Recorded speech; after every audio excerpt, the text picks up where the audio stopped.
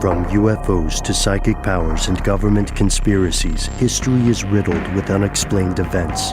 You can turn back now or learn the stuff they don't want you to know. A production of iHeartRadio.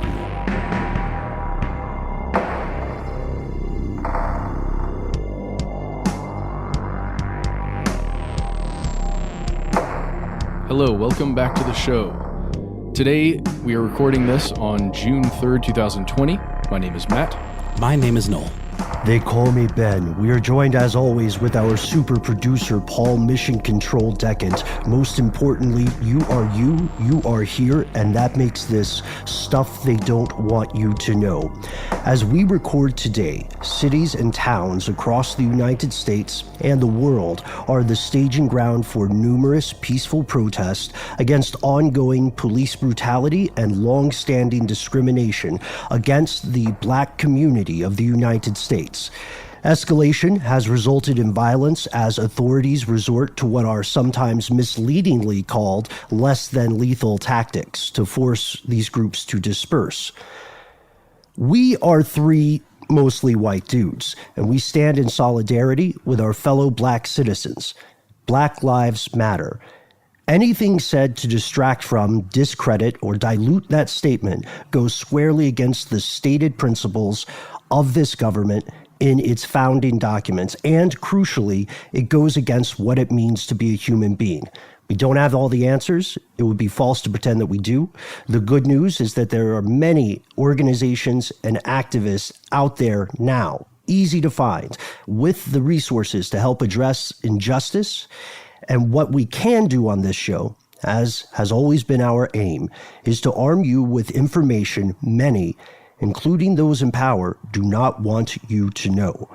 With this in mind, we want to give you and our fellow listeners crucial information about protest, what they are, how they work, and most importantly, the tactics used by opponents, legal and illegal, to sabotage them. So here are the facts. Well, to start off with, the act of protest is, in fact, your right as a citizen of the United States, regardless of how you might personally feel about these protests or protests in general. It is something that from the very onset, the establishment of this country in the U.S. Constitution has been a primary guiding principle for the United States as a nation. The right to protest is literally in the First Amendment of the Constitution.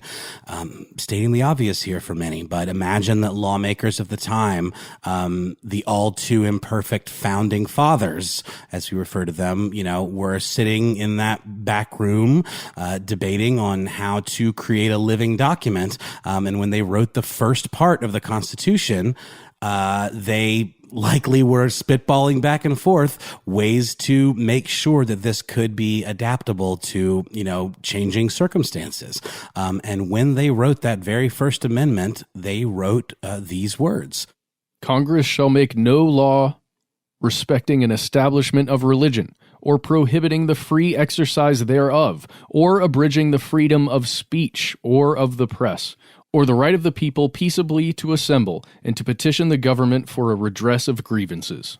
There's definitely some dated language in there, right?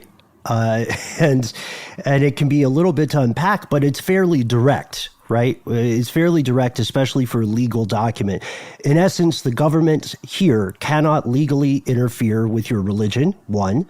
I mean, that's part of why the U.S. is a great place to start a religion. That's a story for another day. It also says that Uncle Sam has to let you and the media say what you want or what they want, with a massive amount of fine print there that we've covered in some other episodes. And there's that most important part that you hit, Matt, for today's show. All people have the right to assemble peaceably, or peacefully, as we would say now. That means think about this. That means that literally, if everyone in this country decided to drop what we're doing right now, walk outside to the nearest parks, and we decided to sing the entire catalog of Nickelback, then the Constitution is down with that ridiculous decision. And that also means that if you wish, instead of joining some nationwide Nickelback tribute, you can publicly press the government for change. Yeah, I mean, certainly your fellow park attendees might look at you askance if they're not as into Nickelback as you are. And there might even be some cops there that would look at you funny, but they certainly wouldn't stop you from doing it. And I love the idea of redress of grievances. That's sort of part of that dated language you were mentioning, Ben, but it's really simple. It's the idea of expressing change that you want to see in the status quo and addressing it peacefully in a public setting, and the notion that you should not be interfered with, as long as that peacefully is the key word there. Yeah. I mean, on paper, top notch, right? Home run on paper. This is a series of rights that many, many, many people in many other countries have historically not possessed. And it's a series of rights that many countries do not grant in the modern day. And that's because when everyone in charge of enforcing these laws is, in fact, obeying the laws that they are supposed to obey, this series of rights is a profoundly powerful thing. But, the old adage holds true, right? There's many a slip twixt the cup and the lip. And the U.S., again, like many places, has a terrible, abominable track record at obeying its own laws.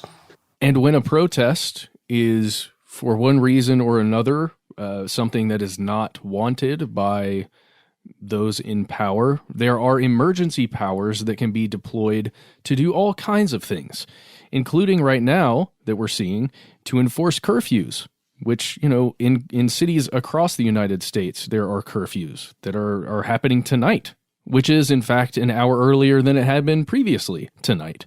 Again, as we record this in Atlanta. Can I say really, really quickly, these curfews are tricky in and of themselves, because it's hard to know for folks that are like at work, for example. Like a friend of mine was working at a restaurant. They're back at working at restaurants, waiting tables. And her boss knew about the curfew, but did not share that information with his employees.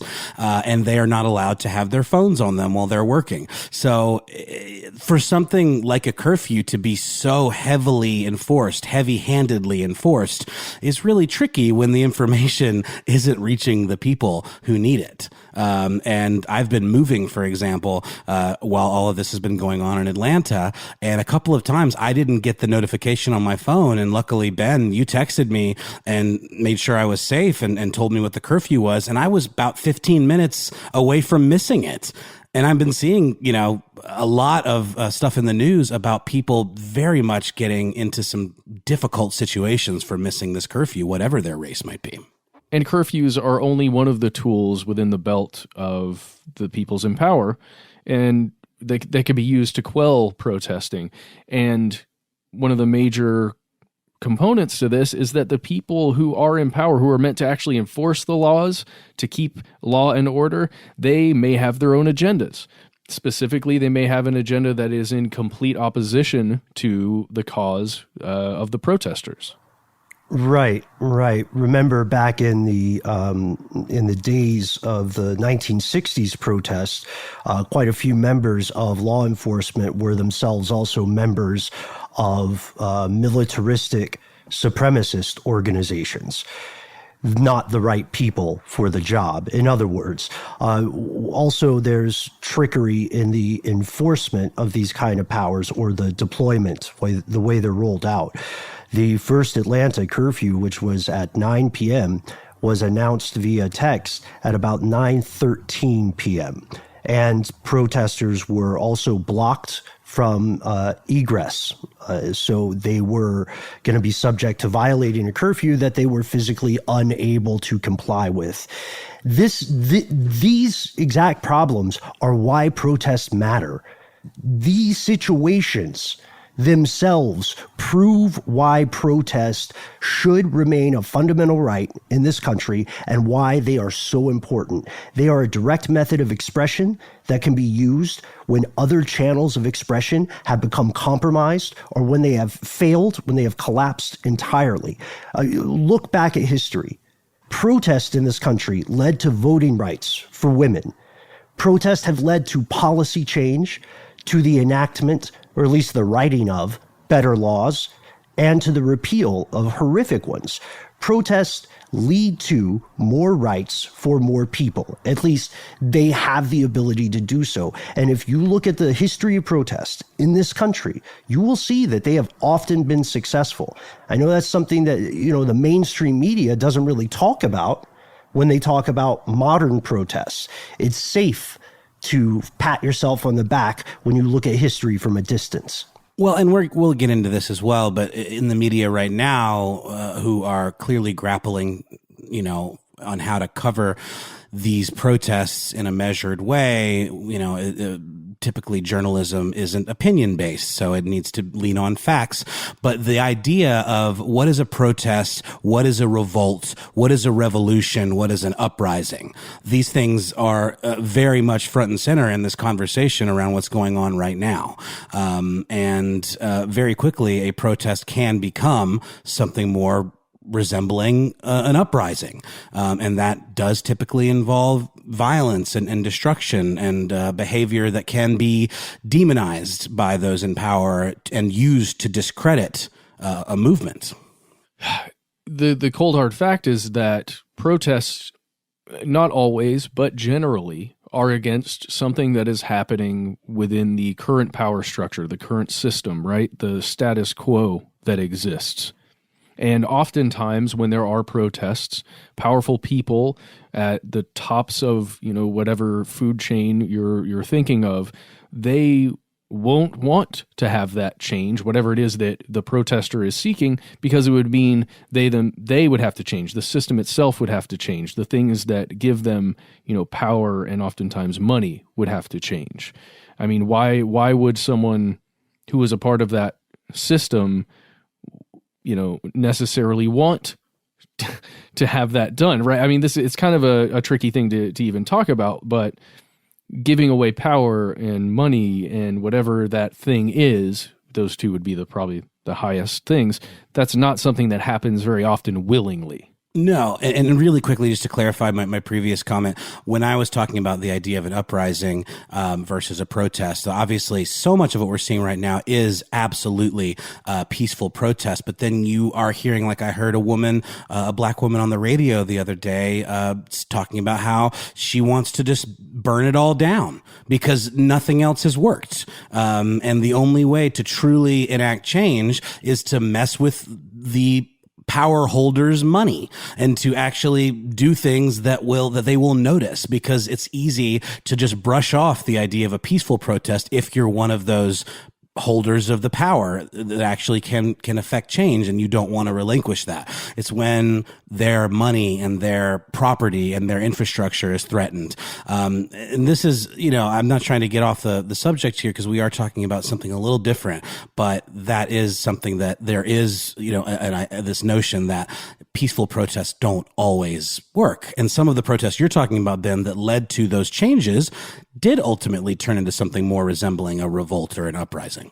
And while the times and the circumstances may change, the people in power for a very, very long time have commonalities in the tactics that they use to exploit a movement, to depower protest and to attempt to essentially hinder the progress of the movements associated with those protests, to put them into maybe three broad categories. One, you want to discredit a movement. If you're the person in power who feels like, as you said, Matt, your status as being one of the haves is threatened. This takes a number of routes. For example, why not associate a movement with something negative? Focus media coverage on, say, rioters and looters or property damage rather than the message of that movement. Also launch counter-protest, whether astroturfed or whether whipped up by discrediting movements online. All protests now also take place online. That's important to remember. And aim those counter-protesters, whether they are paid, which is definitely a thing, or however they get there, aim them at the existing protest. All of that happens, and honestly, it is highly unethical, but there are very few laws constraining the use of those tactics. And that's like, that does not even count what I would say are the other two officially known and condoned tactics, like smear tactics. Yeah, this is a big one that oftentimes isn't even known until years after, because this one involves really blackmail, specifically finding dirt on leaders within a movement. That is something that really does happen, or using connections within the media, or just again with the access of social media, you can do it with a single person and start a rumor to publicly smear or gaslight or like we said, blackmail some leader of a movement. And we saw this with COINTELPRO, where the government itself was attempting to blackmail Dr. Martin Luther King.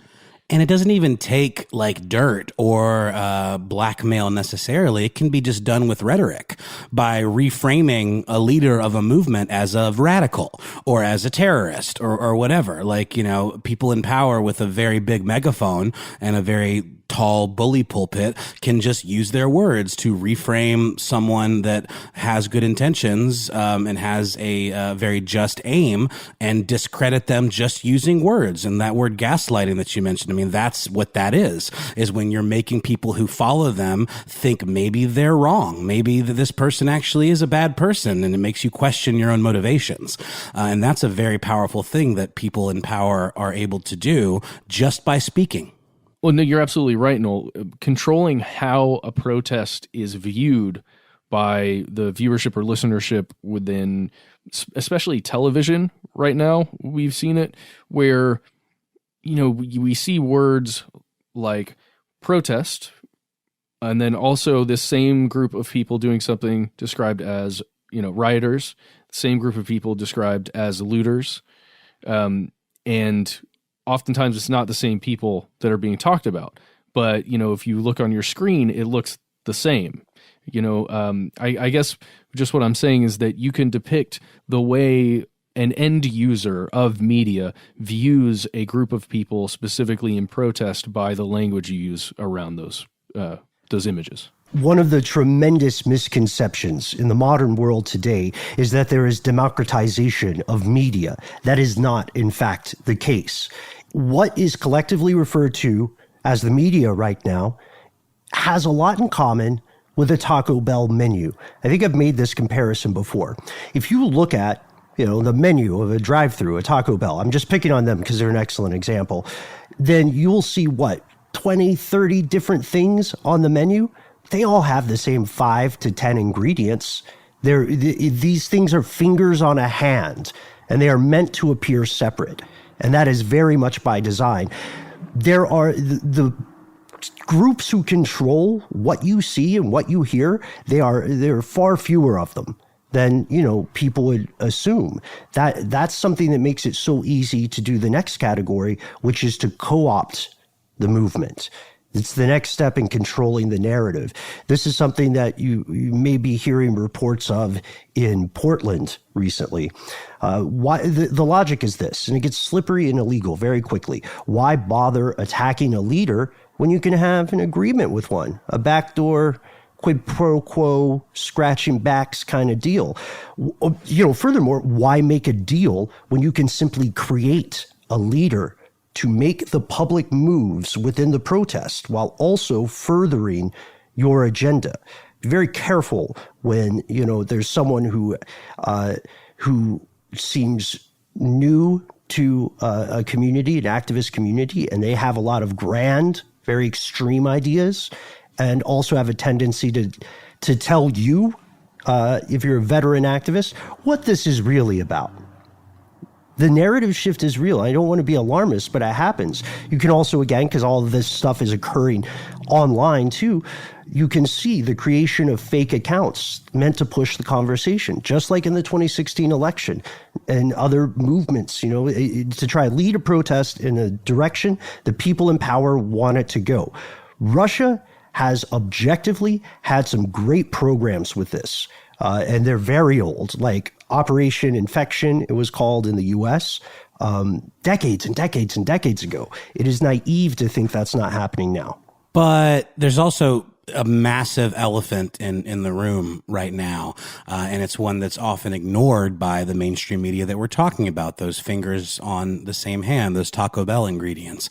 But common knowledge to folks who are veterans in the protest game, and that's that whenever there's a peaceful gathering of protesters that somehow becomes violent, no matter what the scale of the violence is, again, it's all about those optics and the interpretation of, okay, this is now giving us the cause to push the button to quell said violence. These peacekeeping forces now have a reason to pull the trigger on this idea of, okay, this is now no longer a peaceable assembly, redressing grievances. Now we are moving into go mode to quell that violence, aka shut down that protest. So the big question today is, how and why do peaceful protests in cities across the entire planet, but particularly in the U.S., so often result in these kinds of incidents that involve destruction of property or violence? What is there to gain from this? Why is this happening? And we'll talk about that right after a quick word from our sponsor.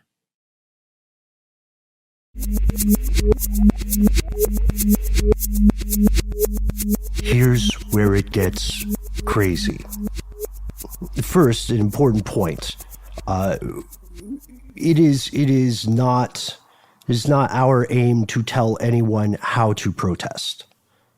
And it would be offensive to do so.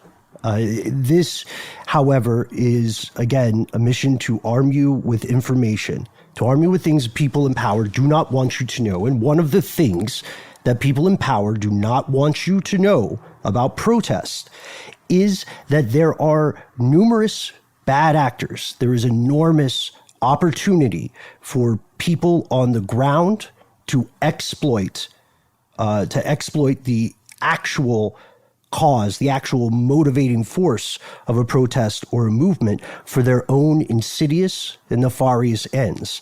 This is not a conspiracy theory. This is a conspiracy. Everything that you are going to hear in this episode, from this point on, definitely, is true. And it should alarm you. We're talking about infiltration. Longtime listeners, you already know the elephant in the room here is what is called the agent provocateur. But let's get some background first. Yes, and just quick background on that search term. If you put in agent provocateur without some other terms, you're going to get a lingerie company. So just be aware of that. Not very helpful when researching something like this. For some of this, I kind of want to start it with an article from the New York Times that was written by Jim Dwyer in 2005, just because it gives some much needed background here. And this is a fairly long quote here, but we're going to go with it and then we'll build off of it. Here's the quote. "The federal courts have long held that undercover officers can monitor political activities for a, quote, legitimate law enforcement purpose. While the police routinely conduct undercover operations in plainly criminal circumstances, the illegal sale of weapons, for example, surveillance at political events is laden with ambiguity. To retain cover in those settings, officers might take part in public dialogue, debate, and demonstration at the risk of influencing others to alter opinions or behavior. The authority of the police to conduct surveillance of First Amendment activities has been shaped over the years not only by the law, but also by the politics of the movement and the perception of public safety needs. In a 1971 class action lawsuit, New York City acknowledged that the police department had used infiltrators, undercover agents, and fake news reporters to spy on, quote, yippies, civil rights advocates, anti-war activists, labor organizers, and black power groups. But all that was under like the auspices of like, we just want to keep an eye on it in case, so that we can maintain law and order. It's not necessarily to shut down protests, on paper. It's not necessarily to discredit any of these organizations on paper. The idea was we need to be able to, have our finger on the pulse of what's going on with these types of organizations, right? Perhaps. But the important thing here is that law enforcement has infiltrated these groups perhaps prior to a protest taking place. Mm-hmm. Just like several years ago, the FBI was caught out because they had sent people to infiltrate Muslim communities here in the United States.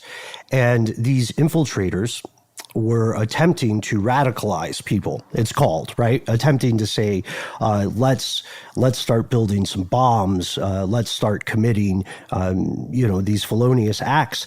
And this disturbed the members of these communities so much that they reported the FBI's own agents to the FBI and said, please arrest these people. Well, it's like entrapment, right? Yes. Yeah, it's very close. There will be lawyers who disagree, but I would say it's unethical to pretend that it's not. And this is like an agent provocateur. Think of it like genre and subgenre.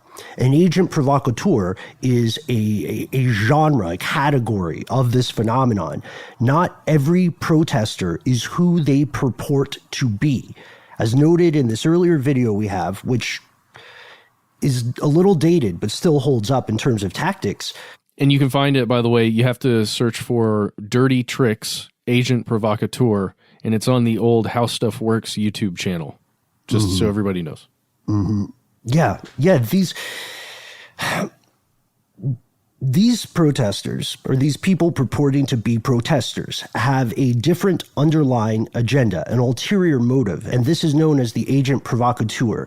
A couple examples, someone who is not associated with a movement, but is present to incite, these acts of violence to push people there.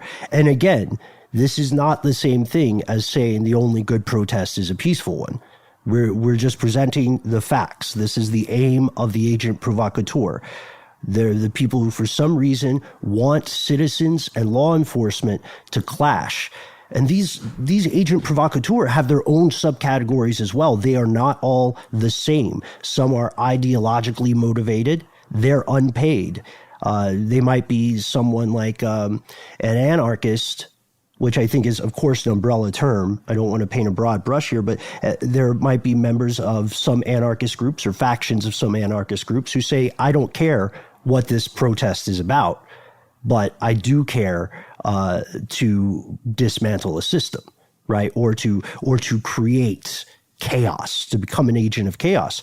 You'll also see people who are ideologically camouflaging themselves, like the alt-right Proud Boy groups, confirmed in the Pacific Northwest, who participated in the recent protest with the express cause of inciting violence. And there's also an immediate example we could point to that just happened, a few days ago, where an unknown person holding an umbrella and wearing a gas mask came up and just began smashing windows when there was a peaceful assembly occurring, and it just seemed like it was for no reason. And, there were all kinds of rumors on social media and a couple of videos made of this person where he was purported, allegedly to be a police officer, then allegedly to be an anarchist. And it's just, at this point, unless you guys have other knowledge, this person is unknown, but they made it to where a report could go out to the police then that vandalism had occurred in this one specific area, which could potentially then send a police force to that immediate area. And this tactic is older than police forces. It is much, much older than you may think.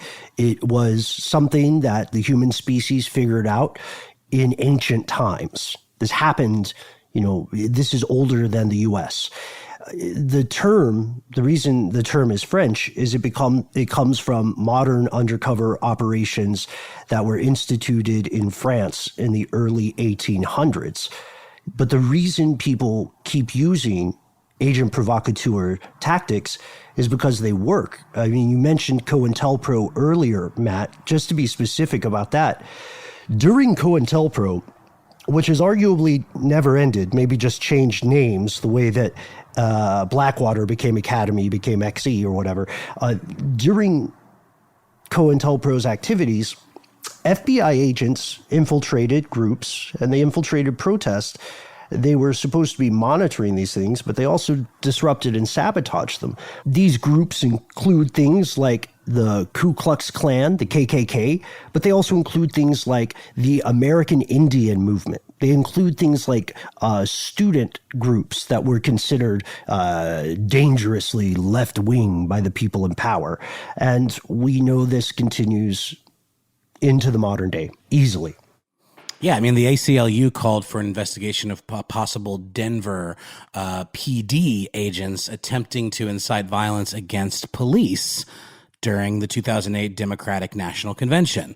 And someone who's a member of law enforcement or a faction of the government could absolutely be considered an agent provocateur. Undercover officers are often known to use tactics to kind of escalate these protests, especially in the United States. Officially, they're there to maintain the peace and protect everyone involved, but that absolutely changes when someone associated with the law purposefully tries to spark violence by damaging property or urging peaceful protesters, to that point you made earlier, Ben, about with the Muslim community, trying to kind of entrap or incite, I guess entrap maybe is too loaded a term, peaceful protesters to attack police or damage property.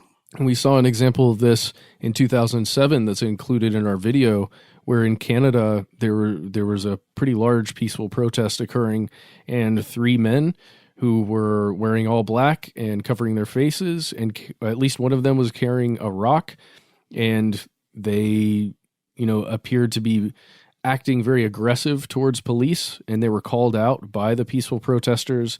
And you can watch videos on this right now.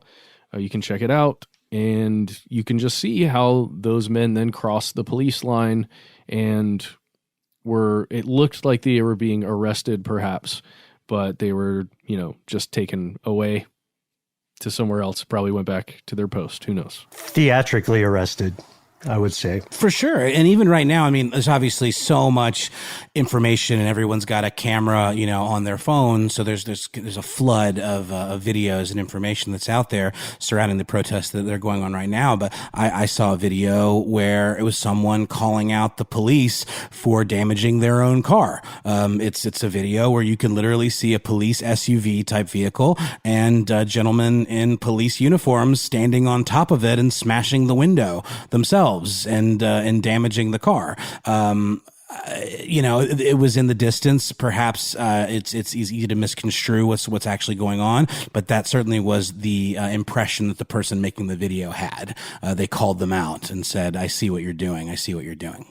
One common question would be, how do piles of bricks conveniently end up on sidewalks approaching a protest?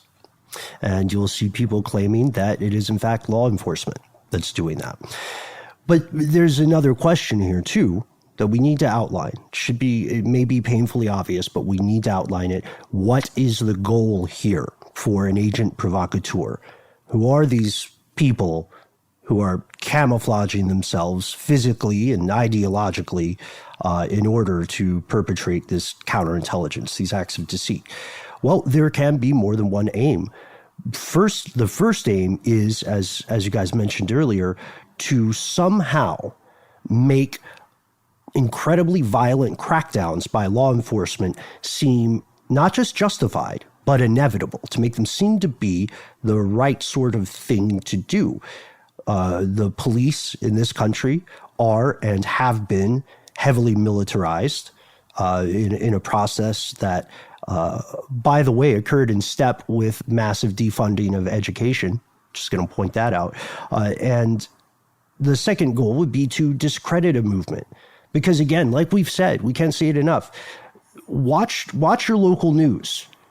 And if one thing happens that would be violent, if one thing happens that fits the definition of, that which bleeds is that which leads, then that is what the media will tend to talk about.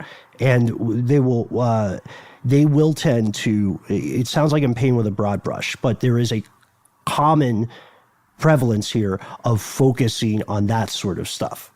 And then when that happens, that is all the news cycle talks about. There's no more talk of what the aims of the protest were. What kind of change would the protesters like to see? What kind of world do we want to live in? It's just a target got robbed. Yeah, it's a very easy way of reframing the narrative and burying the lead, and changing the conversation.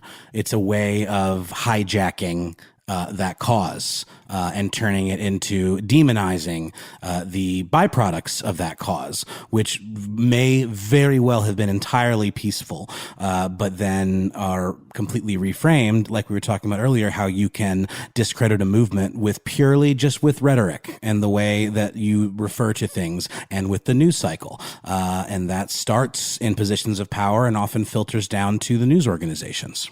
I would just say I'm in a position where I've been looking at a lot of archival footage of the civil rights movement and the assassination of Dr. Martin Luther King. And what you're talking about here, guys, is exactly what you can see in the reporting that immediately follows the 1968 assassination of Dr. Martin Luther King, where there was such anger and fear and unrest that immediately followed that assassination, that there were massive protests. There was, to an extent, a bit of, I don't know how you describe it, just there were a lot of people on the streets, and there was smashing of windows and breaking into of stores that occurred. But the framing on this, very dated at this point media and mass media that was coming out and reporting about it, it's all framed on the, quote, looting, and in a very similar way that you're seeing today, looting and riots.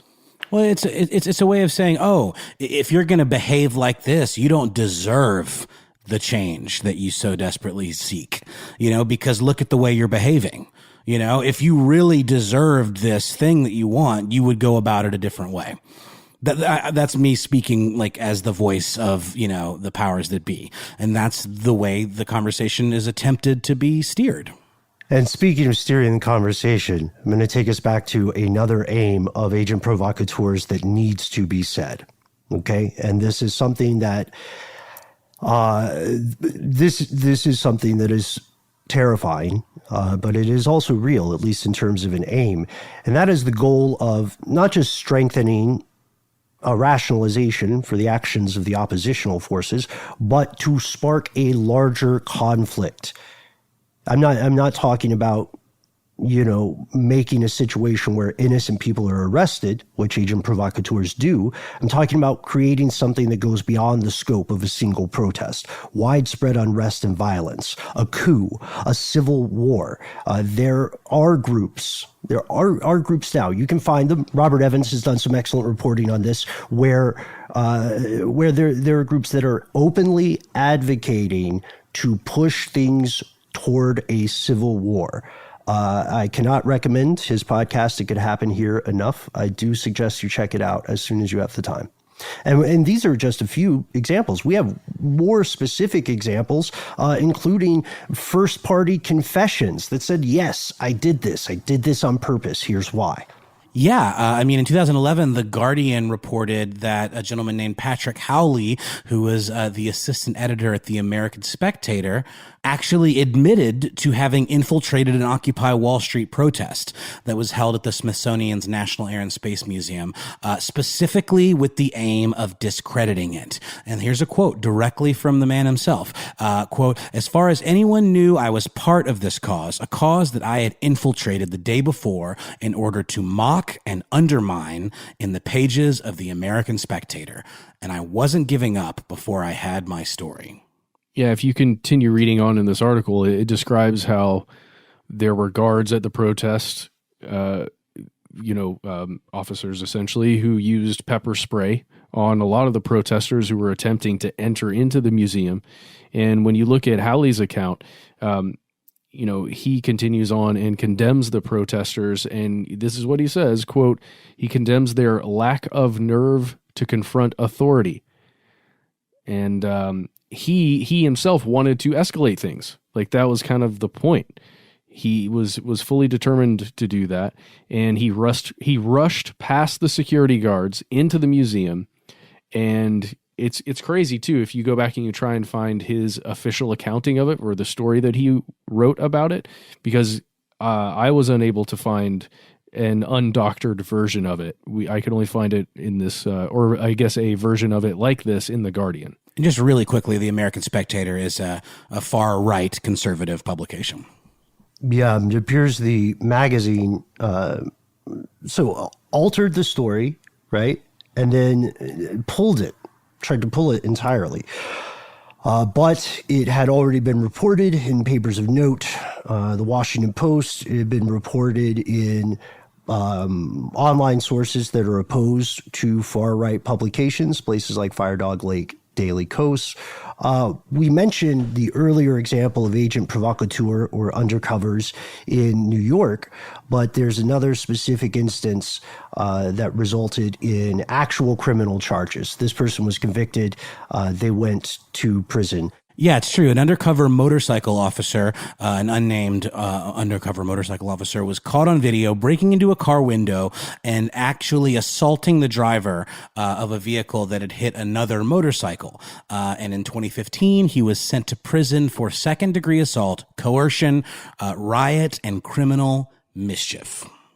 And just to continue on here, we haven't finished talking about the different kinds of agent provocateurs. Here, there are different versions. And one of them, Ben, you already mentioned called, or a tactic at least, called astroturfing. Astroturfing is when something that appears to be a grassroots, on-the-ground movement or community is in fact the creation of often a front company or political institution that is funneling power from the status quo into their so-called protest. Again, it's camouflage. Some people who appear to protest are paid to do so, or they're being organized by front groups that are funded by powerful corporations, powerful institutions. There's an article I quite like and recommend from the LA Times. In this tells the story of, this is an old one too, this is from 2018. It tells the story of a firm called Crowds on Demand. Have you guys heard of these people? No, Ben, I've never heard of that. What? Tell me about it. So Crowds on Demand is a firm based, or was at the time, a firm based in Beverly Hills that hires protesters. Back in the day, you could go to its website and you would see that it provides its clients with, quote, protest rallies, flash mobs, paparazzi events, other inventive PR stunts. We provide everything, including the people, the materials, and even the ideas. But what kind of stuff have they been hired to do? They're hiring actors to do things like lobby the city council of New Orleans on behalf of power plants, or to act like fake fans for life coaches at conferences in LA. It runs the gamut. There was also someone who, there was a lawsuit filed that said the Crowds on Demand organization does much more shady stuff. And, we can make this an episode of its own, but it has to be mentioned here. I agree. This is an entire episode. You have probably read things online, either rumors or purported facts about various powerful people using such organizations like Crowds on Demand to get people either to political rallies or to, stand outside of a building in Washington, D.C. or something. You undoubtedly have seen that stuff going around, and let's just say we're going to continue to look into it. Again, these are facts. This is happening. This is for people who are unconcerned with the ethics, this is a good business for them to be in. They are a kind of what is called an opportunist. The people who started Crowds on Demand are opportunists. There's a different thing that I think would qualify as opportunist in this realm of navigating how protests work and how these bad actors work in them. Bad actors, then, I guess, is a poor choice of words, given Crowds on Demand. But of course, there are opportunists involved. When you see reports talking specifically to the people who, for some reason, say, I don't support this cause because I see it depicted as, associated with acts of violence, opportunists are real. It's a part of human nature. And think about it. If you want to rob a store, for instance, and there is a protest going on or unrest or a riot in a neighborhood, right? What better time to strike? Law enforcement is distracted, possibly overwhelmed, possibly in the midst of harming civilians. Typical response times are just going to be slower depending on your location. And if you want to rob a store located in the same area as a protest, you can potentially get the power of numbers on your side. Then there's a lot of videos. I don't know if opportunist is the right word here, but of folks that are doing graffiti, whether it's Black Lives Matter graffiti or like, ACAB, the term of abuse for all cops are bastards and all of this kind of graffiti that we're seeing now.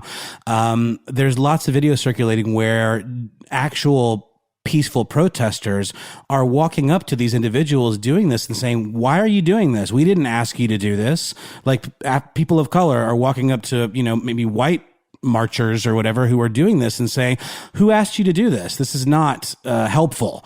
And there's a lot of these videos circulating where, folks are getting in each other's faces because they're saying, oh, well, I did it because I support the cause. And then they're basically saying, well, this is not helping us. This is not supporting the cause. So I don't know if you would lump those folks in as opportunists or if they're just maybe overstepping. I don't know, but it definitely, some folks just want to watch the world burn and want to get out there and cause trouble. And what better opportunity to be able to go out there and do that than, masquerading behind a cause. So there you have it. There are just numerous examples of someone, some group, some individual infiltrating a peaceful protest movement for one reason or another, for varying seeking varying outcomes for doing so.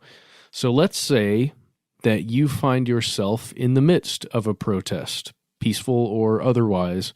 What do you need to do to prepare yourself? We're going to talk about that right after a word from our sponsor.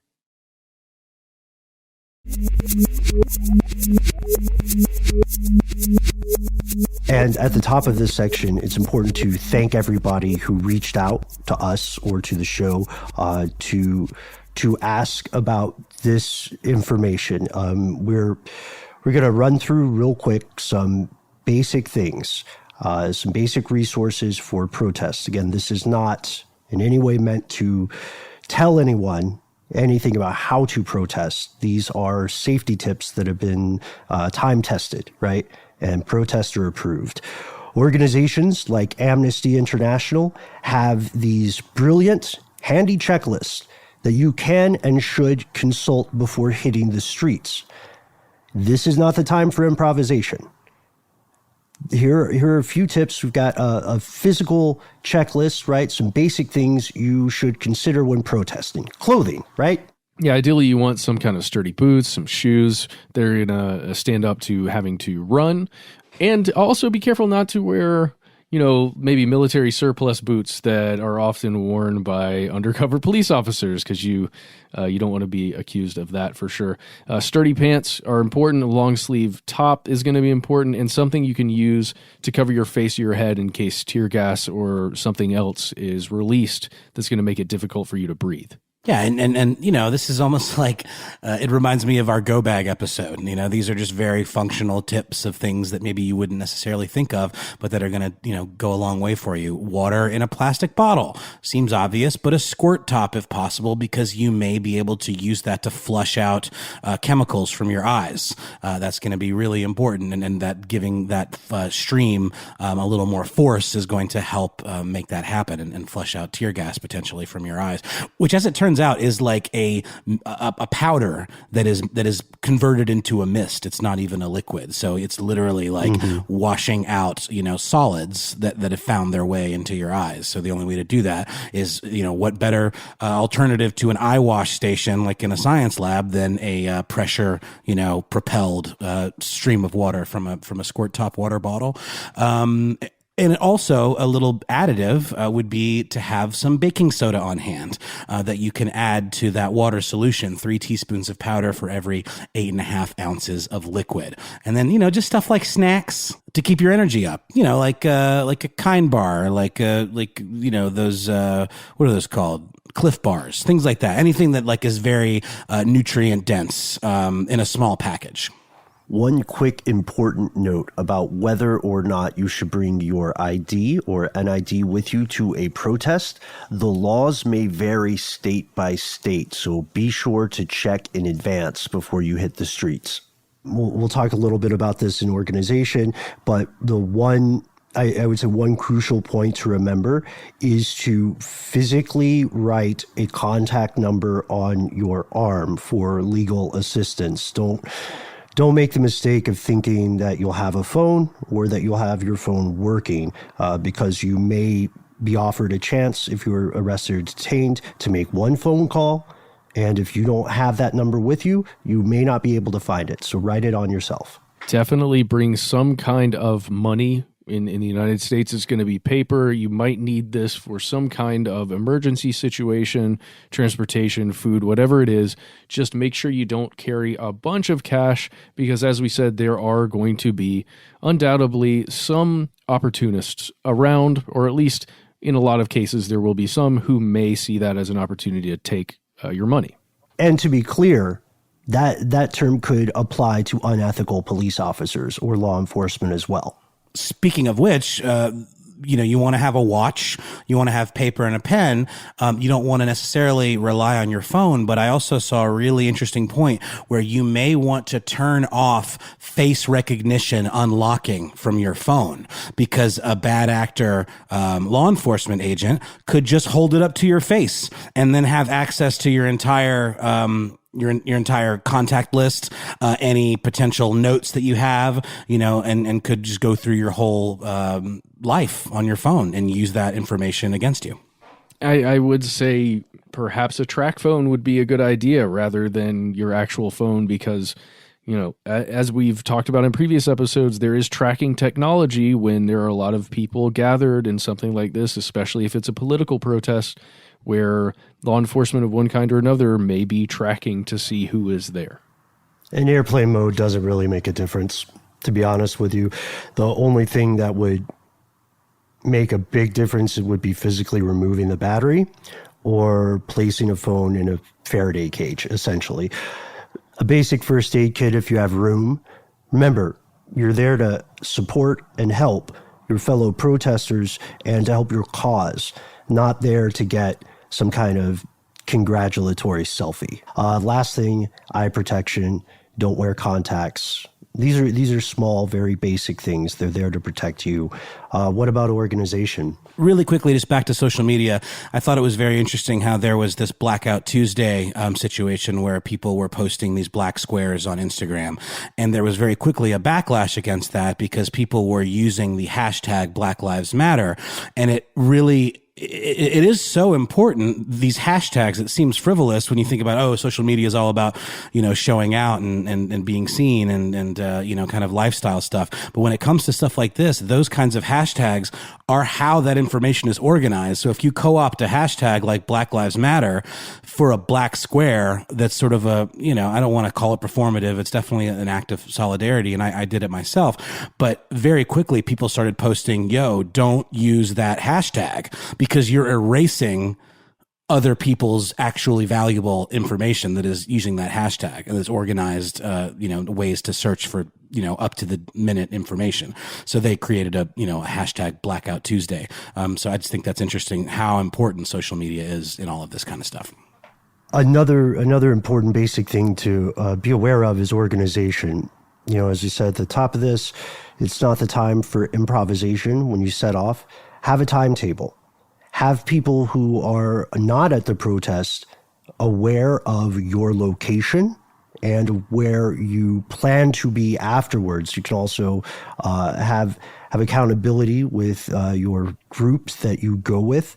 Have a meeting spot that is outside of where you think the protest will be so you can confirm everyone's safety and so you can have a destination and a plan. Situational awareness at a protest is highly important. We would recommend avoiding drugs or alcohol or anything else that's going to impair, your judgment or reaction time.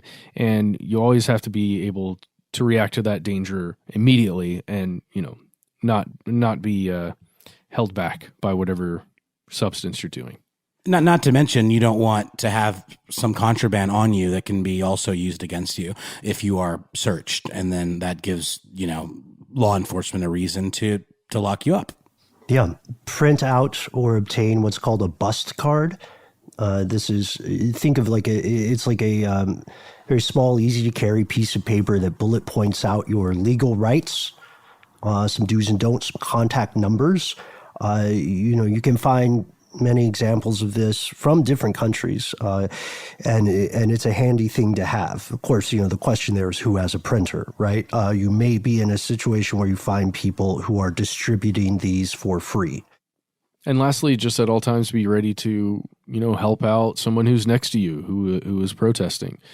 You can provide support for people in all sorts of different ways, especially if there's somebody who, is getting tired. Who has some kind of medical condition, who is dehydrated or has been injured for one reason or another.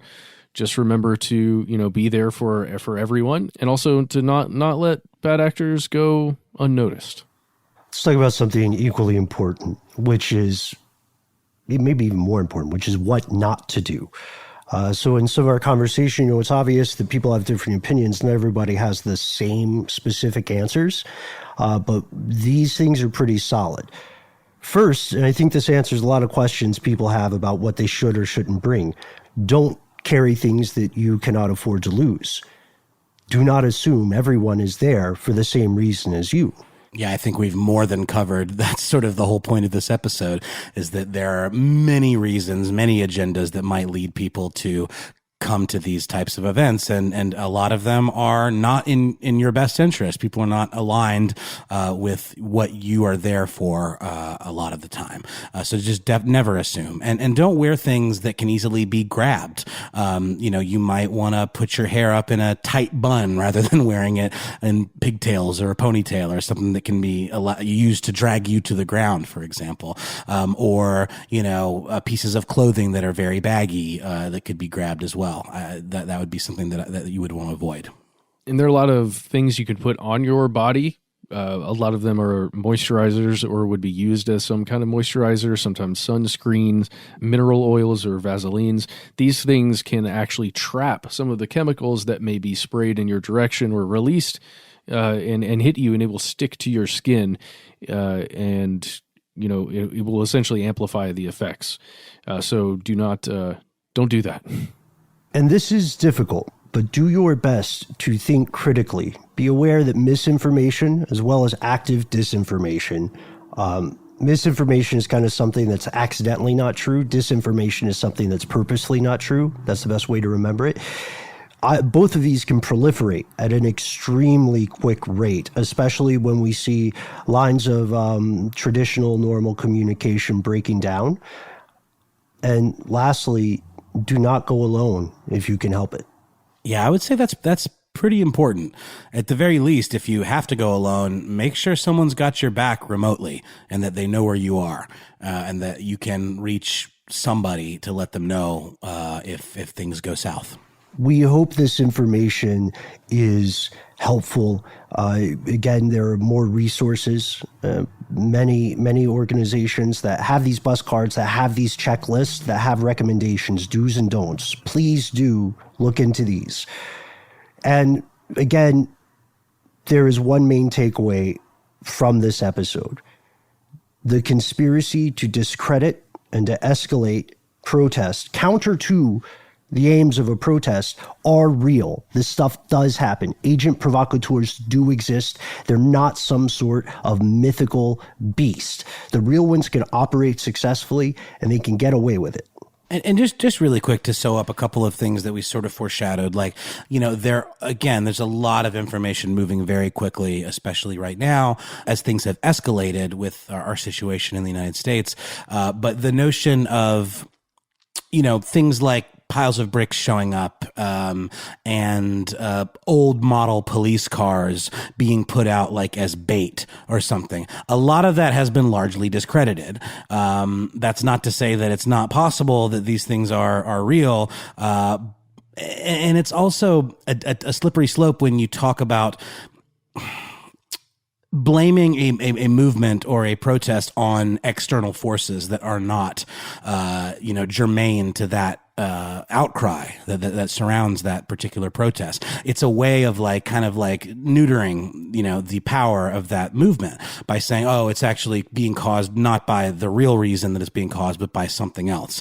And I think we've done a good job today of differentiating those things. But I just want to make sure that that's clear. And we have to absolutely remember that when we are on social media, whatever platform you use, you have to be extremely vigilant when analyzing and sharing stuff.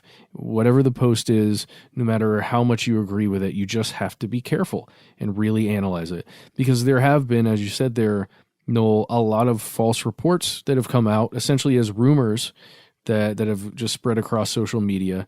And, you mentioned the bricks.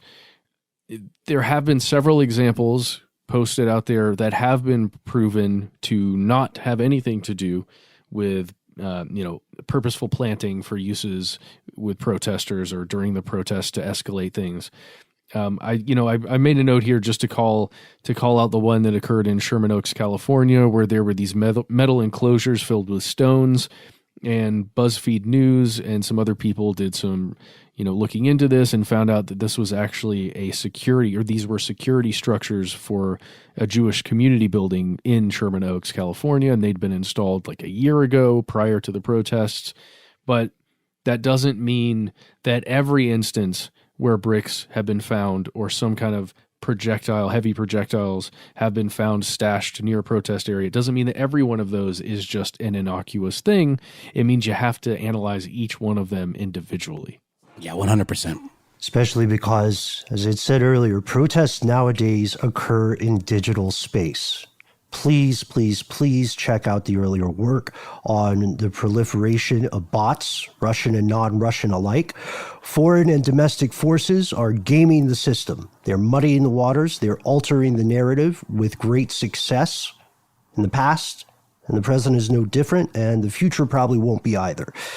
I have a lighthearted example of this. My favorite current example of this phenomenon is the K-pop fans online who are flooding far right-wing hashtags with some of their favorite Korean pop. It is fantastic to see. I recommend checking that out if you want a little bit of a pick-me-up in these incredibly terrible times. I mean, these last few months have been the longest year ever. It really has been. Whoever controls this whole timeline thing that we're living in, this multiverse, is really piling on right now. Cut it out, whoever you are. Jeez Louise. Yeah, and just for a final note, and this is something that I have a lot of questions around, because again, we were talking about with social media, so much information is able to be kind of hijacked and used in a way it's very shareable. Therefore, it is proliferated, but it could absolutely and often is misinformation. But one final example is a lot of rumors going around on social media about groups such as what's referred to collectively as Antifa, going out to suburban areas or rural areas to carry out acts of violence. And I just want to take this opportunity to clarify something that I've personally been a little in the dark about. The notion of Antifa, I understand to mean anti-fascist, which sounds like a positive thing to me, being anti-fascist, but it's been kind of commodified as a term of abuse and almost taken on the tone of this is a terrorist group, the Antifa. But my understanding is that no such group per se exists. It's not a moniker that is associated with a particular, mission statement or a group of people. It's just kind of a amorphous collective. So can we just talk a little bit about what Antifa means and how it's being used, just to give folks a little perspective on that? I would, with having limited understanding of this, I would just say that it's been used in the media recently and, in the past couple decades to really represent any number of smaller groups that would consider themselves perhaps anarchists or people who are against the status quo systems that are set up and just wish to see change there. But, it really depends on which organization is reporting at the time or who's talking about them. I believe that, I may have mentioned this earlier, the phrase has a lot in common with the phrase anonymous, an earlier activist group that has recently been back in the news. The Achilles heel of this kind of grouping is that there is obviously no official certification to be an anti-fascist group. And the key is there is also no official certification to claim oneself a member of Anonymous. I will say, if you want to dehumanize or vilify or, use a thought-terminating cliche to get past people's critical thinking faculties, then, of course, you make a term. You make a term that is pretty short, is easy to understand, and that itself, while being a portmanteau, is not, an existing word, or you change it, right? And this is a tactic that's employed often. I would like to note several things that we have not covered in this episode. We've not covered Antifa. I think the anti-fascism organization, the evolution of that term, deserves its own episode, as do specific instances of people attempting to capitalize on a movement or protest for their own ends. Splinter groups, militia are in there. There are a lot of internet warriors who are talking on a forum, and a certain amount of them are going into protest to attempt to push their agenda.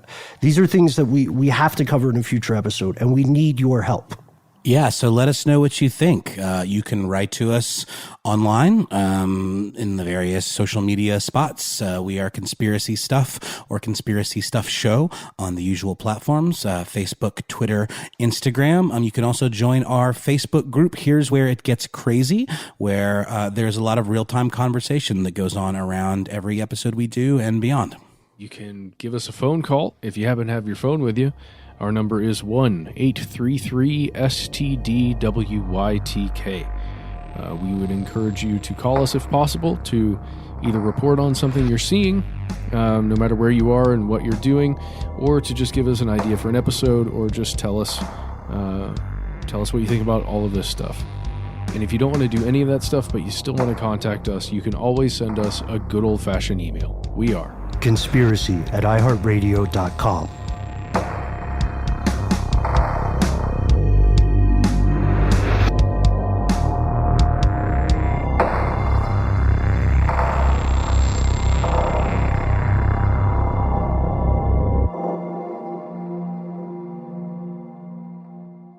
Stuff They Don't Want You to Know is a production of iHeartRadio. For more podcasts from iHeartRadio, visit the iHeartRadio app, Apple Podcasts, or wherever you listen to your favorite shows.